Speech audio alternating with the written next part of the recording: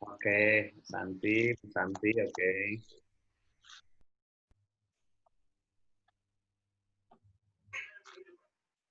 Galaksi. Oke.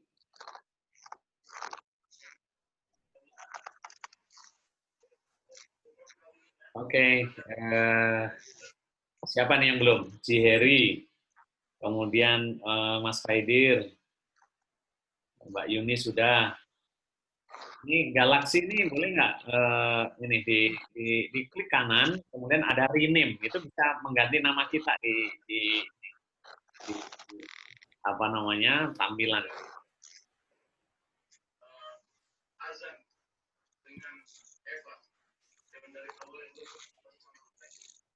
Siapa yang belum hadir ya? Kak Juli, Kak Juli. Oh iya, Juli. Juli minum dulu mungkin. Oh, tadi ini ya, Vinda ya, orang yang paling ditunggu Pak Hanif Yusuf ya. Untuk Oh, bukan. Di mana restorannya di mana? Nah, Di SCH, Pak, Sleman City Hall, di mall. Oh, di Jogja kan ya? Di Jogja. Oh, insya Allah nanti kalau ke sana. ya. Iya. Pak Hanif kalau ke sana nggak satu orang, Vin. Jadi mesti Iya, berkabar. rame-rame. Oh. Tapi yang dijual apa di sana? Menu favoritnya apa, Vin? Pindah. Iya, menu favoritnya apa?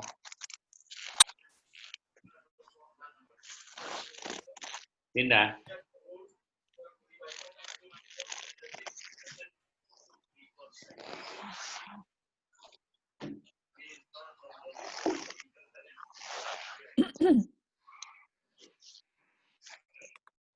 Oke, sambil menunggu yang lain, saya, nah ini kalau Zoom di new normal ini, mesti biasanya ada 3 bagian nanti. Satu itu admin, nah kayak saya ini kan sekarang admin nih, harus menempatkan orang di waiting room, dan saya invite, nah, ini harus ada 1 orang. Kalau pesertanya 150, kemarin saya kebetulan menghandle untuk Dewan Pakar ITSWI seluruh Indonesia, jadi langsung belajar pengalaman gitu. Ini harus ada adminnya, terus ada saya sebagai apa namanya host untuk mempersilahkan narasumber, sekaligus yang bagian mem-mute dan unmute peserta. Nah ini sementara saya handle sendiri ya, jadi mohon maaf kalau ada banyak kekurangan. Semangat. Ini baru belajar new normal gitu. Nah ini kayaknya sudah datang semua, dan untuk kesempatan berikutnya kita akan bersama-sama menunggu, menyimak ucapan dari Pak Hanif Yusuf, sekaligus mohon motivasi, arahan, atau inspirasi, atau hal-hal yang ingin disampaikan Pak Hanif Yusuf mewakili pribadi maupun CEO Executive. Waktu dan tempat kami persilahkan kepada Pak Hanif Yusuf. Ya, kedengaran ya? Bagus. Iya. Ya. Assalamualaikum warahmatullahi wabarakatuh. Waalaikumsalam. Alhamdulillah. Waalaikumsalam warahmatullahi wabarakatuh. Wa ala alihi wa sahbihi wa man tabi'ahum bi ihsan ila yaumil amma ba'd.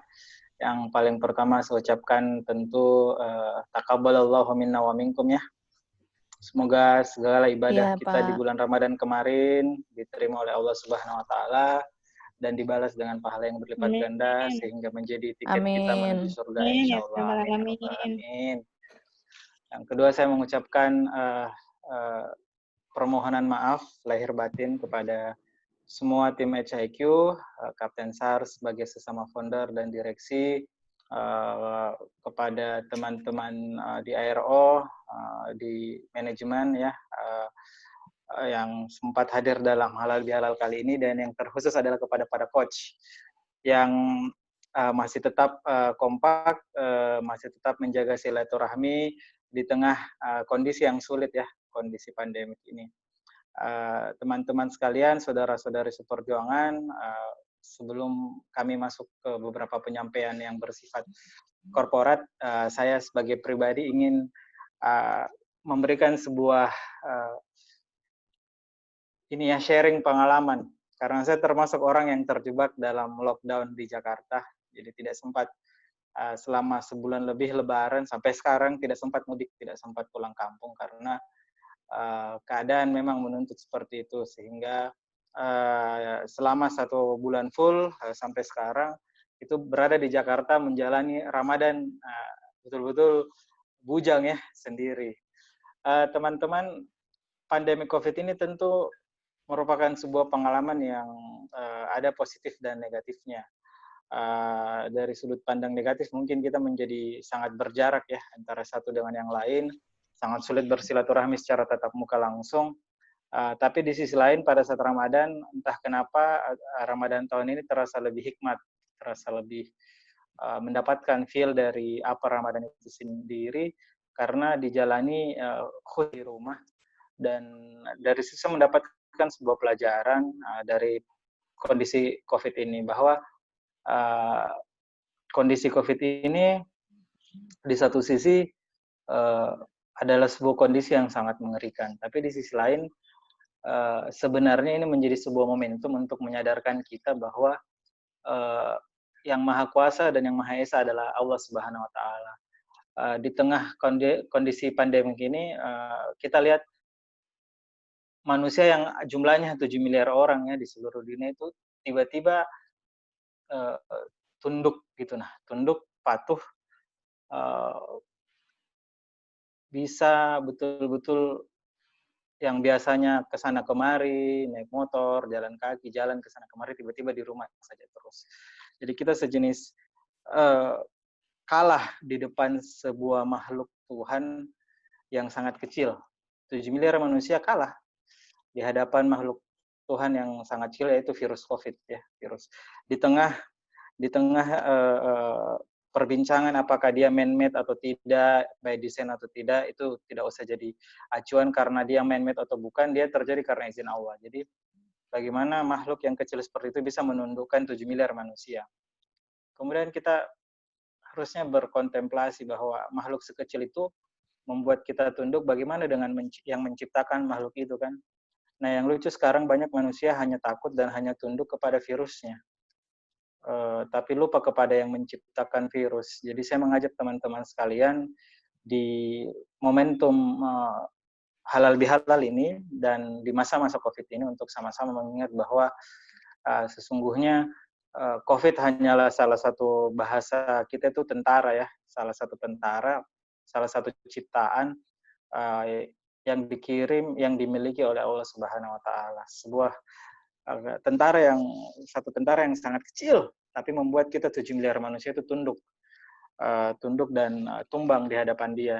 Bagaimana dengan penciptanya? Maka oleh karena itu, momentum Ramadan kemarin adalah momentum membersihkan diri untuk betul-betul mentauhidkan Allah Subhanahu Wa Taala, melihat betapa Tuhan yang Maha Esa itu adalah pencipta kita yang Maha Kuasa dan kita tidak ada apa-apanya. Bagaimana kita dikalahkan oleh virus, apalagi kalau kita mau coba-coba bersikap arogan, melawan, bahkan membangkang kepada Allah Subhanahu Wa Taala, Tuhan yang Maha Esa. Oleh karena itu, mari teman-teman kita jadikan itu sebagai momentum untuk menyadari hal tersebut dan menyandarkan segala sesuatu yang kita lakukan di dunia ini semata-mata untuk beribadah kepada Allah Subhanahu Wa Taala dan berharap balasan hanya dari Allah Subhanahu Wa Taala, karena Allah yang menciptakan kita dan tentu semua yang kita lakukan adalah hanya karena Allah Subhanahu Wa Taala. Itu yang saya dapatkan kemarin, karena melihat kondisi bumi sekarang betul-betul tumbang di hadapan makhluk yang sangat kecil, tapi jangan sampai kita lupa bahwa makhluk itu hanyalah suruhan dari pencipta yang maha besar, seperti itu. Itu kalau pesan pribadi dari saya, teman-teman sekalian. Jadikan COVID ini sebagai momentum kembali kepada Allah Subhanahu Wa Taala, kembali kepada mentauhidkan Allah Subhanahu Wa Taala dan menyadari bahwa manusia tidak ada apa-apanya. Maka manusia janganlah sombong dalam segala kondisi, dalam segala keadaan, jangan sombong karena Allah yang Maha Kuasa, Allah yang Maha Besar. Begitu teman-teman sekalian. Selanjutnya teman-teman sekalian, kondisi COVID ini suka tidak suka pasti memberikan tamparan yang sangat-sangat kuat, baik bagi kita di level pribadi maupun di level korporat, dan teman-teman sekalian pasti sudah maklum ya, sudah paham bahwa di masa-masa COVID, segala rencana HIQ untuk melakukan peltek dan segala sesuatu yang lain itu tidak bisa dilakukan. Dan COVID ini diperkirakan akan, jika melihat pengumuman-pengumuman pemerintah, baik di level nasional maupun internasional oleh WHO, COVID ini akan entah COVID-nya ya, COVID atau isu COVID ini akan berada di tengah-tengah kita dalam waktu yang tidak singkat. Saya tidak bisa memperkirakan berapa lama secara exactly, tapi bukti bahwa sekarang ada istilah baru, yaitu new normal, adalah sebuah kenyataan yang harus kita akui bahwa isu ini akan lama. Karena kalau isu ini cepat, tidak perlu ada istilah new normal. Jadi new normal ini akan kita hadapi sebagai bentuk pengakuan manusia bahwa isu ini akan berada lama di tengah-tengah kita, entah diagendakan ke arah mana itu tidak relevan, tapi intinya isu ini akan berada lama dalam kehidupan kita masing-masing. Oleh karena itu, ada beberapa penyampaian yang sifatnya umum dan khusus yang ingin kami sampaikan kepada teman-teman sekalian, saudari-saudariku perjuangan, terkait apa yang harus kita lakukan di tengah COVID-19 ini. Yang pertama, seperti yang kami sudah sampaikan dalam materi-materi peltek online maupun kopdar, bahwa yang paling berbahaya dalam krisis COVID ini bukan krisis kesehatannya, tapi krisis ekonomi dan finansialnya.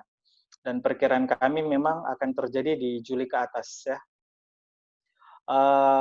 Walaupun kemarin harga rupiah hampir sangat melemah ya, sangat melemah dan harga emas sangat menanjak naik.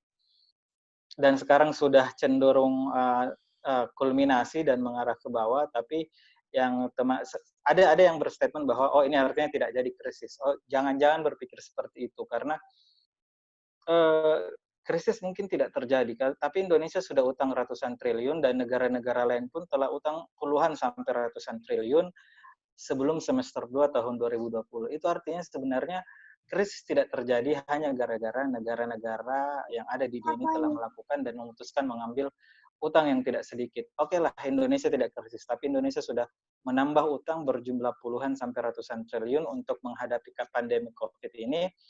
Itu sebuah hal yang sama aja dengan krisis sebenarnya. Karena pada saat Indonesia utang ratusan triliun, puluhan triliun yang bayar nanti kita-kita juga. Jadi yang hilang adalah dana masyarakat yang kemudian dipakai untuk negara untuk membayar utang yang dipakai untuk menghadapi krisis COVID ini. Jadi teman-teman sekalian, walaupun di bawah semester ini ya, semester 2 2020 krisisnya belum terjadi, tapi dengan mengamati kondisi yang ada, yang pertama harus diperhatikan, krisis tidak terjadi di semester 1 semata-mata karena negara-negara yang ada di dunia ini telah melakukan pinjaman-pinjaman, ada yang mengambil tindakan-tindakan pencetakan uang, yang kemudian berhasil dalam tanda kutip menyelamatkan ekonomi mereka, tapi secara esensial bagi kita orang-orang yang paham, negara-negara tersebut tetap aja kalah. Kenapa? Karena utang ratusan triliun akan dibayar berpuluh-puluh tahun. Dibayar oleh kita, anak-anak kita, dan cucu-cucu kita. Jadi, kalau dibilang kita berhasil melewati krisis, sebenarnya tidak.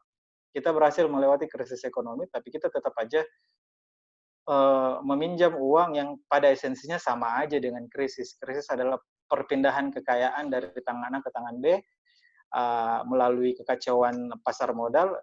Sekarang yang kita lakukan sama dengan meminjam ratusan triliun, perpindahan kekayaan dari seluruh rakyat Indonesia ke orang-orang tertentu sudah terjadi. Jadi, ya semoga Allah melindungi kita dan semoga kita tetap bisa kuat di tengah fakta yang telah terjadi ini. Pun begitu kawan-kawan sekalian, saya tetap berpegang pada prinsip di level pribadi, teman-teman sekalian, jika punya uang, jika punya tabungan, jika punya dana, advice saya yang paling pertama adalah ubah dalam bentuk emas. Hindari untuk sementara pasar modal sampai awal tahun depan. fokus pada emas, mau harganya naik, mau harganya turun, itu tidak relevan karena emas dipakai untuk melindungi nilai harta kita, bukan untuk berinvestasi. Tunggu harga naik, jual, capital gain itu, bukan itu esensi kita membeli emas. Dan sekarang banyak cara membeli emas yang mudah dan tidak harus dengan menggunakan uang yang besar, uang yang dengan jumlah yang banyak. Jadi itu advice kami yang pertama kepada teman-teman sekalian. Untuk bisa menghadapi pandemi COVID-19 ini dengan baik. Yang kedua, untuk di level pribadi secara singkat gitu ya. Jadi usahakan membeli emas dan menyimpan uang dalam bentuk tabungan untuk bertahan hidup sampai akhir tahun. Jadi kalau punya tabungan, simpan, semoga bisa dipakai bertahan hidup sampai 6 bulan ke depan, sampai awal tahun 2021. Karena kami perkirakan impact dari COVID ini setidak-tidaknya akan terasa di semester 2 tahun ini. Seperti yang dikatakan WHO bahwa akan ada second blow, ada pukulan yang kedua. Second blow adalah pukulan yang kedua yang saya khawatirkan di situ akan terjadi krisis ekonominya. Di saat seluruh negara telah melakukan utang untuk mengatasi COVID, justru di situ terjadi kekacauan di pasar modal. Ancang-ancangnya, sederhananya, tetap berada di sektor real, entah dengan membeli emas. Saya sarankan fokus untuk beli emas dulu, tabung uang teman-teman, jangan dulu beli, kalau misalnya ada yang bercita-cita beli tanah, tahan dulu sampai nanti terjadi krisis ekonomi. Pada saat terjadi krisis ekonomi, harga tanah akan sangat rendah dan harga emas akan sangat naik. Jual emasnya, beli tanahnya. Saya punya teman yang mengikuti advice saya, ada tanah di Bali yang harganya kalau harga normal beberapa bulan yang lalu harganya 550 juta. Sekarang belum krisis, dia sudah jual, dia sudah dapat dengan harga 300 juta. Jadi 200 harganya berkurang kurang lebih 200 juta ya, 250 juta. Jadi advice saya seperti itu. Jadi di emas, tabung uangnya dalam bentuk emas, nanti kalau ada rezeki terjadi krisis ekonomi, itu yang saya bilang krisis ekonomi itu bencana atau bukan tergantung posisi kita di mana. Pada saat krisis ekonomi kemungkinan harga tanah ya, harga tanah mentah loh ya, bukan real estate yang tanpa bank. Harga tanah mentah itu akan sangat jatuh dan pada saat itu bisa jual emas dan beli tanahnya. Itu untuk level pribadi yang kami sarankan.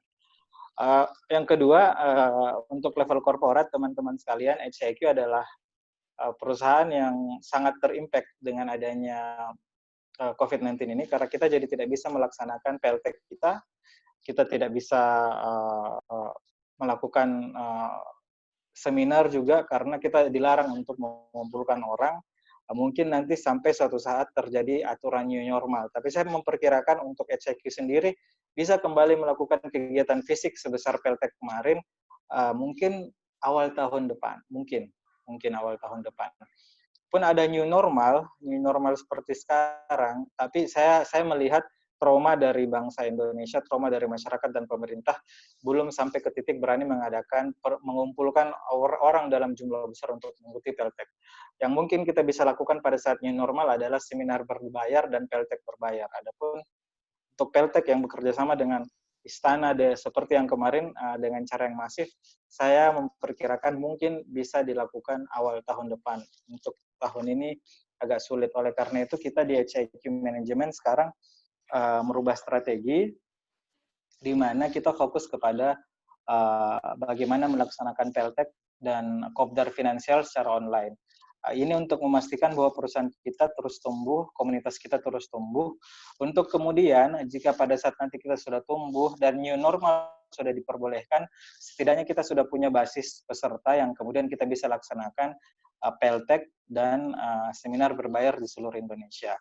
Dengan pola yang new normal ya, jadi mungkin nanti di seminarnya jarak satu kursi dengan kursi yang lain itu pisah-pisah, itu kalau sudah dibolehkan oleh pemerintah, kita akan lakukan itu sebelum tahun depan insya Allah. Jadi sambil menunggu itu yang bisa kita lakukan sekarang adalah berpartisipasi untuk memastikan PLTEK online kita, Kopdar online kita terus berevolusi, berkembang, dan alhamdulillah kurang lebih kita coba test case selama 1 bulan terakhir selama Ramadan itu hasilnya sangat efektif. Dari jaringan-jaringan lingkaran internal kita saja, alhamdulillah sangat banyak terjaring anggota-anggota komunitas baru di HIQ Investor Community. Kami di corporate dalam rangka mendorong fokus kita di pola online ini melakukan 2 strategi besar. 3 strategi besar. Yang paling pertama tetap kerjasama dengan Istana, tapi dengan model online ya. Jadi seperti online yang selama ini kita lakukan, dan sekarang pasca Ramadan Istana sudah bisa aktif. Sebelum Ramadan mereka belum bisa aktif karena pertama pandemi, kedua karena Ramadan. Jadi orang tidak banyak yang ke kantor untuk mengumpulkan database pegawai untuk kemudian diundang dan dibuat kelas khusus online. Alhamdulillah per minggu ini sudah mulai, dan hari ini baru saja terbentuk grup simulasi untuk Serikat Pekerja BNI. Jadi seluruh pegawai BNI yang ada di Indonesia akan mengikuti Peltek online, dan dari situ kita harapkan komunitas kita jumlahnya berkembang dalam rangka tujuan mengadakan seminar berbayar dalam tahun ini insya Allah, sehingga semua elemen yang ada di HIQ, utamanya para coach, tetap bisa berpartisipasi dalam mencapai visi misi ini. Kalau sekarang kan coach kebanyakan, kami mohon maaf, kebanyakan tidak bisa berpartisipasi langsung karena memang belum ada kelas fisik. Tapi dengan adanya strategi ini, komunitas kita makin berkembang. Semoga di semester 2 sekitar bulan Juli ke atas itu kita sudah bisa adakan seminar berbayar yang kemudian diisi oleh coach di seluruh Indonesia. Itu yang kami harapkan. Jadi strategi pertama tetap dengan Istana, dan itu sudah mulai jalan per pekan ini. Hari ini kita sudah bikin grup simulasi Pelteknya yang diisi oleh semua petinggi-petinggi BNI, Serikat Pekerja BNI. Kalau malam ini sukses, dan kami ingin insya Allah malam ini sukses, mungkin minggu depan kita sudah bisa mulai memberikan Peltek secara online ke seluruh pegawai BNI di seluruh Indonesia. Dan kalau ini sukses, maka Istana tinggal akan melebarkan ke instansi-instansi yang lain, dan itu hal yang jauh lebih mudah dibandingkan dengan Peltek fisik selama ini. Tapi hasilnya akan jauh lebih efektif dan efisien, dan itu akan langsung menuju ke arah seminar dan Peltek yang berbayar dalam rangka pengembangan perusahaan kita ke depannya. Itu yang pertama. Yang kedua, dengan pola menggunakan menggunakan menjaring peminat-peminat yang ingin mendaftar mengikuti Peltek online dan Kopdar online kita melalui endorsing kepada official account atau selebgram, akun-akun official yang ada di YouTube dan di Instagram. Sekarang toolsnya sudah disiapkan oleh Pak Surya. Nanti untuk siapa official account, siapa YouTuber, siapa selebgram yang ingin kita endorse Peltek online kita, itu nanti dipilih oleh kapten dan tim. Silahkan siapa, nanti kita tinggal kerjasama lebih teknis seperti apa. Intinya mereka akan mengendorsing Peltek online kita, kemudian di endorsing mereka akan ada formulir pendaftaran, Google Form pendaftaran. Jadi seluruh viewers ataupun subscriber ataupun follower mereka, jika termotivasi untuk ikut, mereka bisa mengisi formulir itu, dan semua yang mengisi formulir itu akan kita buatkan kelas. Seperti itu kurang lebih, kelas online. Jadi itu strategi yang kedua. Dan strategi yang ketiga adalah strategi yang sudah kita jalankan sejak pertama kali konsep Peltek online dan Kopdar online ini dijalankan, adalah dengan menggunakan inner circle kita, jaringan dari inner circle kita itu yaitu para investor sendiri, mentor sendiri, coach sendiri, ARO sendiri, direksi sendiri, dan staff manajemen secara umum di HIQ. Jadi kita akan buatkan kelas, kita semua mengundang teman kita dalam rangka menyebarkan visi dan ilmu pengetahuan. Bukan dulu ada visi misi yang sifatnya komersil ya, itu nomor 2 lah. Nomor pertama adalah kita jika mengaku diri kita ingin mengabdi kepada visi ini, visi yang mulia ini, maka saya rasa dengan ilmu yang sangat bermanfaat tidak ada salahnya kita mengundang jaringan lingkaran-lingkaran pribadi kita masing-masing untuk diundang ke dalam Peltek online itu. Itu 3 strategi yang kita jalankan. Dan strategi yang sudah jalan sekarang adalah strategi yang ketiga. Strategi pertama sudah mulai jalan hari ini, insya Allah sudah mulai efektif pasca puasa ini, dan strategi yang kedua yang dengan selebgram dan akun official akan kami bicarakan lebih lanjut dengan kapten nanti, dan akan mulai juga dijalankan di bulan Juni insya Allah. Itu untuk bagaimana kita melangkah sebagai sebuah perusahaan ke depannya. Jadi kita tidak boleh diam, kita harus terus berjalan. Justru ini adalah momentum untuk membuktikan bahwa visi misi yang telah kita berikan kepada seluruh rakyat Indonesia sekarang adalah visi yang benar, ilmunya terbukti, dan sangat bermanfaat bagi seluruh rakyat Indonesia. Bahwa di tengah krisis pandemi seperti ini, jika kita sebagai rakyat Indonesia berpegang teguh pada sektor real memiliki aset-aset real di negara kita sendiri, kita tidak peduli sebenarnya apa yang akan terjadi dengan ekonomi non real seperti pasar saham apa segala macam, itu tidak penting karena pada saat kita memiliki aset kita sendiri, kita menentukan kebijakan terhadap aset itu dan kita mendapat bagi hasil dari aset itu di sektor realnya, bukan di sektor non realnya, maka mau konspirasi seperti apapun yang dilakukan oleh orang-orang di luar sana kepada kita, kita tidak akan terkena dampak langsungnya, bahkan kita akan menjadi orang yang berada di posisi yang diuntungkan. Contoh, jika kita sekarang konsisten untuk memiliki aset sektor real estate yang tidak menggunakan perbankan, maka nilainya sudah akan naik dan nilai penyewaannya pun nanti sudah akan naik, sehingga pada saat krisis malah nilai aset kita menjadi naik.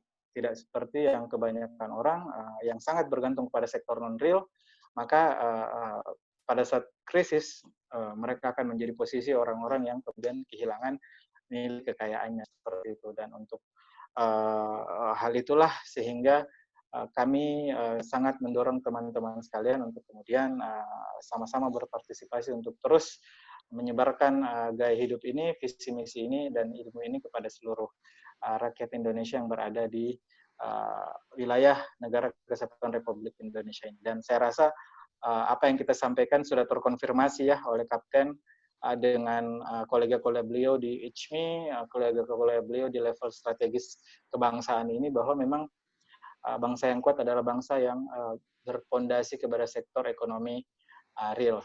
Masyarakat yang berbasis pada sektor ekonomi real adalah masyarakat yang kemudian akan kokoh dan bahasanya akan tetap kuat di tengah krisis.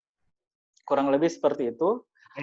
Terakhir, saya ingin sampaikan bahwa akan ada materi-materi kecerdasan finansial sebagai program 24 bulan cerdas finansial yang akan diberikan kepada seluruh investor dan mentor, dan kita yang ada di HIQ Management ini, mari sama-sama kita simak biar kita makin paham, makin meresapi makna dari kata investor, makna dari visi misi bergaya hidup produktif yang selama ini kita gaungkan di HIQ Management. Mungkin sekian dari saya, Cap.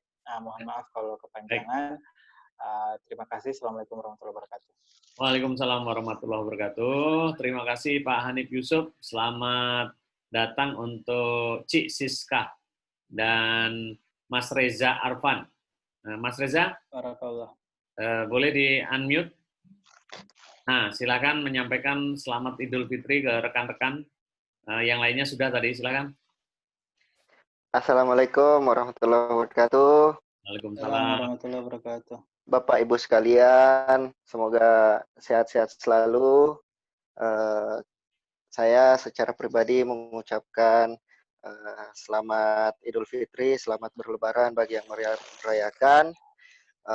Semoga di tengah pandemi ini kita tetap konsisten, tetap jaga semangatnya, tetap satu, kalau Kapten bilangnya itu tetap satu frekuensi, tetap satu semangat.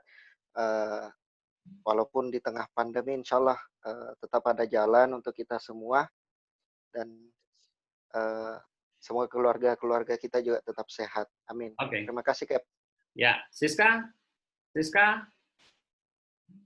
Halo Siska. Oh, Siska cuma absen aja. Ini kayaknya takut nggak keluar gajinya. Sinyalnya susah, Cap. Tempatnya Siska di Palembang. Oh, di Palembang beliau. Oke. Nah, WA ada nama saya soalnya. Agak susah sinyalnya. Baik, saya mungkin akan menyampaikan closing statement.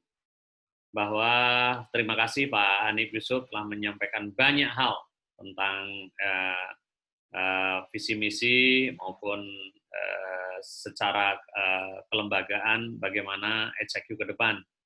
Saya pribadi tentu sangat memahami apa yang sekarang ini sedang dirasakan oleh para coach. Ya.